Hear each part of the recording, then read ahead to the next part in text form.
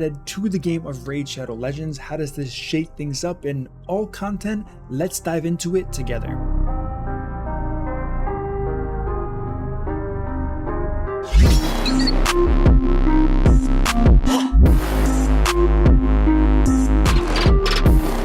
What up team, it's your MurderInc here, back with another Raid Shadow Legends video talking about the new Taunt buff, not Provoke, Taunt buff that was added to this game with the release of quite a few strong champions. It's currently on Ruark, defense-based legendary from the Sylvan Watchers factions, as well as Dudan, which is an HP-based epic from the same faction. I would expect to see many more champions being released with this buff, so I'm here to talk about everything you need to know about this buff, so when you see it, when you use it, you know exactly what the applications are. So as we can see, we have this type of jester face icon here representing the Taunt buff. So the question is, what the heck does it do? Is it like Provoke? Is it like anything else? The answer is yes. It's basically like Provoke, but it's a buff instead of a debuff. Sounds pretty strong, right? You put up a buff and you make everyone target you.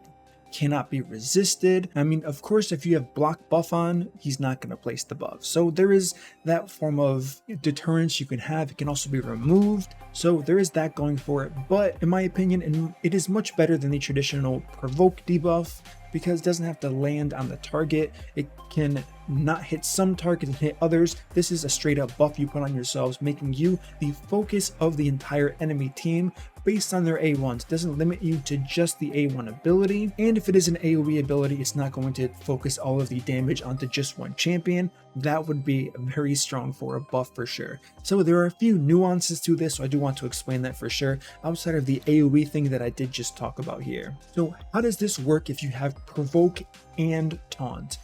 How it's going to work is the Provoke debuff is going to have priority over the Taunt buff, meaning Provoke champions will still only target the champion who placed the Provoke debuff on them rather than anyone with a Taunt buff. So there's some clarification as far as that priority system. In addition, if there's only one champion under a Taunt buff on the team, it will supersede any other buffs that are affecting it, like Veil, Perfect Veil, meaning a champion under both Taunt and the like Duchess effect, for example, will still be targeted even through all of that, I guess, targeting suppression, if we want to call it that. However, to the opposite point, if there are multiple champions under Taunt buffs on a team, buffs like we're talking about as far as Veil and Perfect Veil will then be determining factors as far as which taunt target will be chosen. So what does that mean? If you have two champions with the Taunt buff on and one of them has some type of Veil effect, they are going to target the other champion with the Taunt buff. The Taunt buff cannot be spread, which would be fantastic, of course, although not very useful, but the main thing is the duration cannot be increased. I kind of see why maybe they should have kept that, to be honest, because the durations are rather low for the current taunts we have in the game. Maybe we're going to get an OP one that has a 3-turn cooldown, meaning you have to remove it or get rid of it somehow, or your team's in trouble, or the cooldown is going to be 4 turns. But as of right now, the duration is rather low, so it's only really affecting for that 1 turn, which is making reset champions paired with the taunt much stronger, since you will get 2 turns of taunt as opposed to 1. With that being said, let's go ahead and take Dudan the Runic. Such a great looking champion. I wanted to use him specifically. Lure of Fools, we want to use this ability. We're going to head straight into the arena so we can kind of get a feel for how this skill works, how you can use it to your success in this content and in other content. We are going to target Layla. Layla Fox Nation, we're coming after you because you have the perfect team to test this champion and this buff, I guess, on.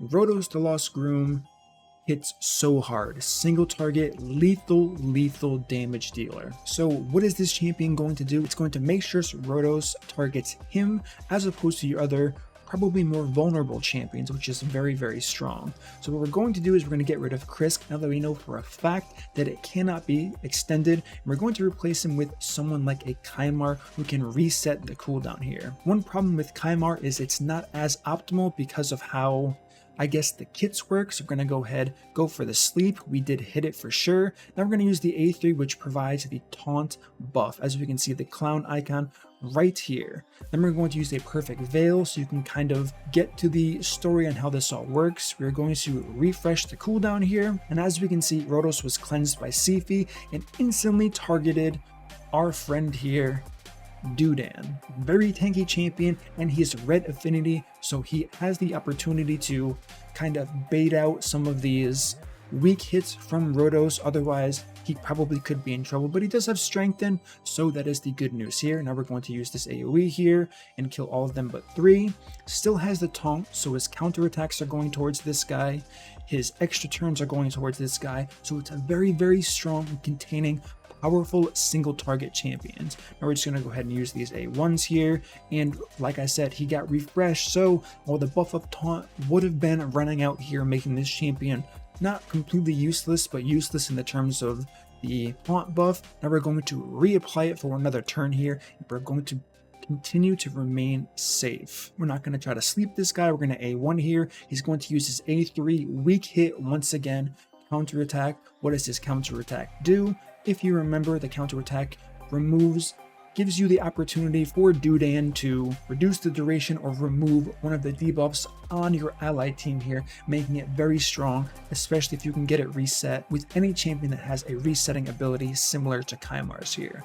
So we're going to go ahead and finish this off really quickly here. Thank you, Layla, for having the perfect team to showcase how the taunt buff works here. And let's find someone else. I did see a Mountain King team here, another very hard-hitting, very, very scary single target ability champion. He's red affinity, so he's going to match Dudan the Runic. So let's go ahead and see what this team comp has in store for us today. We're going to go ahead and start with the sleep ability here. We're going to apply the taunt effect. And you know what? Let's just skip the perfect veil. Let's go ahead and poke this guy, wake him up. Okay, first one used, did a lot of damage. We got the counter attack for sure. Let's reset the cooldowns here. Let's use this AoE, big damn for sure. The counter attack landed on him as we saw there. Now we're going to refresh it to make sure that nothing kind of falls short here. We're going to use our A1, protect the team with perfect veil. And another hard-hitting ability with a counterattack straight away here. You can kind of see how those two abilities from Mountain King probably would have one-shot, definitely would have one-shot Baron, definitely would have one-shot someone like a Kaimar. Duchess, probably not. Chance to weak hit for sure here. Now we can just use any skill. I don't know, let's just use this. AoE, wake him up so we can get full use out of our champion here. Let's just go ahead and A1 the Duchess. Try to remove the revives. AoE A1 for sure. Now for this, once again, we'll kind of clean things up here, and we don't want to, I want to see one more. So we're going to use this A1 there. The taunt debuff is not currently up, so we weren't able to redirect the damage away from someone like a Duchess onto our new champion here. So this is the only downside of the debuff. It doesn't last for very long. So now we have to wait 2-3 turns for the cooldown to come back up, since we weren't able to, by choice of course, to finish off our teams. So let's use this. Let's just go ahead and hit Lydia here, the least threatening option we do have. Next, we're going to get our Baron, who's going to be able to AoE. So Duchess taking tons of damage here, definitely under some threat for sure. We're going to try to strip all of the buffs. We were successful in doing that. Now let's go ahead and use this. Unkillable, very good. Reap effect didn't do much because we do have a swift parry. So now we're going to reapply the taunt buff on this guy, see if we can get some damage in. And he was just one shot, so had I not saved the cooldown to try to kind of show you guys what we're going to do, we can just run it back the normal way, but actually we don't even have to showcase this again. The main goal of this, as you can see, is you get 2 turns of pretty much focusing all of the major damage onto whichever champion's providing that taunt buff. So this can be very strong for sure. However, now we have to consider, where can we use this outside of Arena? We have to look for hard-hitting, single-target use champions in all of the content we see in front of us. So what is that going to be? It can have an application in the clan boss. The question is going to be, if the taunt buff is up, does that mean it's always going to target whichever champion has the taunt or the slam? That's going to be the key thing here. Now there are ways to direct aggro to champions, that is known for sure. So let's get rid of all of this. Let's go to recently used first, and let's see how this guy fares in this type of setting. So we're pretty much going to be buying time until we do get to the slam. Let's just go ahead and use this. Let's defense down, why not? Let's use this again. Okay, we have one more ability, and then we have the big one. So we use that.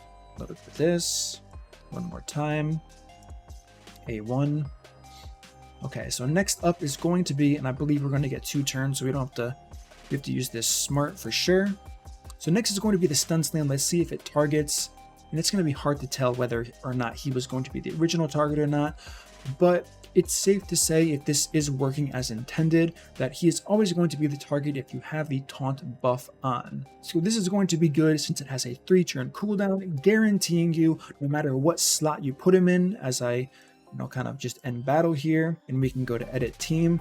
It doesn't matter what slot you put this champion in. If they do have a taunt, he will always be targeted. Based on this quick test, of course, it could be bugged. I don't think it is. He was going to be the target anyways here. I guess we can do another quick test here, and kind of just to make sure, although the cooldowns are pretty set in stone here. So let's just take this guy all the way to the back. Let's put up another heavy HP champion, which does affect the targeting of these champions for sure. And we'll just kind of put in some random champions here. Okay, this should be fine. So he's technically prioritized all the way to the end as far as positioning, as far as the targeting goes, and as far as buffs go. We'll kind of see as we get there. Usually the clan boss doesn't like to target people that have, what's the word I'm looking for? Counterattack. The clan boss tends to avoid counterattack champions based on a priority system, and of course specifically ally attack here. So we're going to use that, and we're going to cycle through here. We're kind of just going to hit A1s until we do get all the way back to the main point of this, which is getting to that stun phase. Granted, our speeds are quite quick here, so I'm gonna have to watch the turn meter once we do get to that last turn, so we can utilize the damage and the buffs to our advantage here. Let's use this hard hitting ability, 225, not bad. Okay, one more skill from the clan boss, and then we will get to the stun. Okay, this is going to be the stun phase, so we're gonna start watching here, put some buffs up. Let's get things rolling. Okay, so ally protection should definitely sway the priority onto Ursuga here. We have for sure at least 1 turn where he's going to get to go again, possibly 2, so we have to keep an eye out here on the ever-increasing turn meter. I think we're okay in assuming it's only going to be this next turn.